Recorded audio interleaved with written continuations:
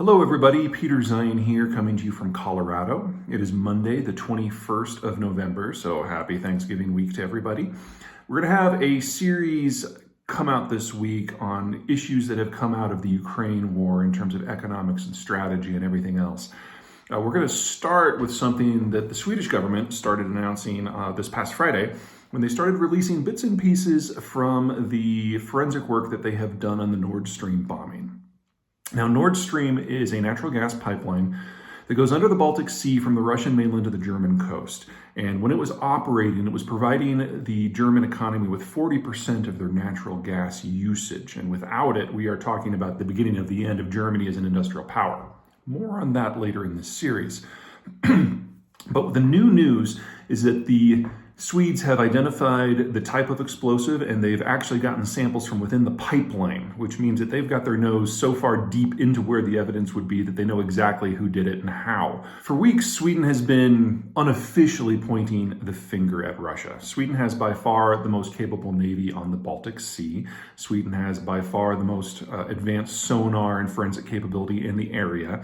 And on the day that Nord Stream was bombed, they started quietly telling their European partners that it was definitely the Russians who did it. And if there's anyone in the space that has the ability to identify what actually happened, it would be Sweden. However, they have not made their findings official in any possible way until now.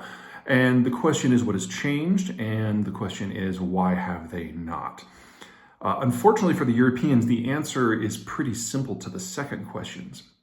If they admit that the Russians are deliberately destroying critical European infrastructure, then that requires action. It, in the parlance of the United States, makes Russia a state sponsor of terrorism. And countries that kind of fall into that category, you don't trade with. And this, at least at this moment, has not been an option for the Europeans at all.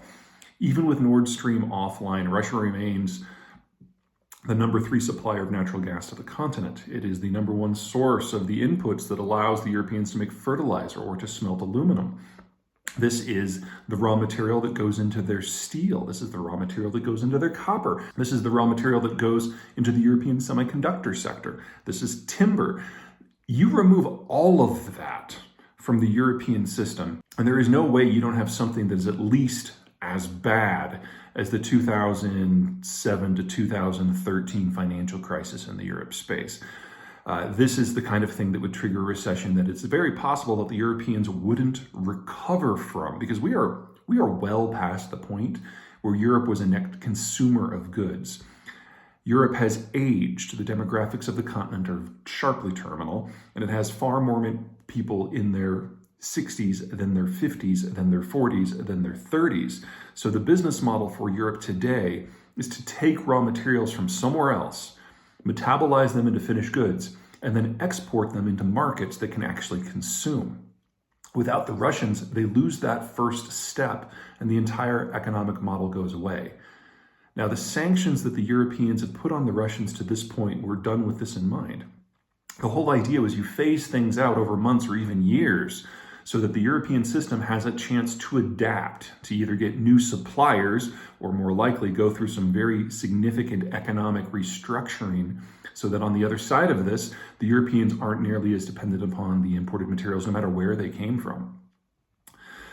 The Nord Stream investigation threatens to throw that all into a tizzy, because if the Swedes actually do come out and provide the proof that everyone seems in Europe to know that the Swedes have, then all of a sudden everybody has to make some very specific decisions.